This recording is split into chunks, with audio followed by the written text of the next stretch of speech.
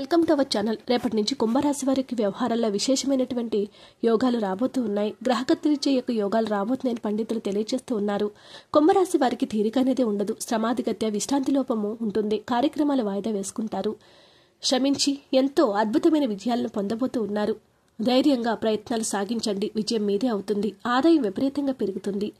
దైవ కార్యక్రమాలకు ఎక్కువగా వ్యయాన్ని ఖర్చు చేస్తూ ఉంటారు. బంధువుల రాకపోకలు అధికమవుతూ ఉంటాయి.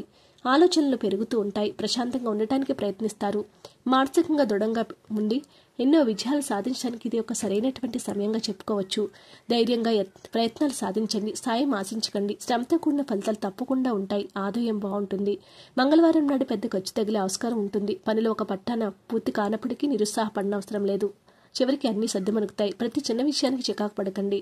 మాట తీరు అదుపులో ఉంచుకోండి. వ్యాపకాలు సృష్టించుకోవడం శ్రేయస్కరం. మానసికంగా కుదుట పడతారు. ఆధ్యాత్మిక సేవ కార్యక్రమాల్లో కూడా మీరు పాల్గొనబోతూ ఉన్నారు.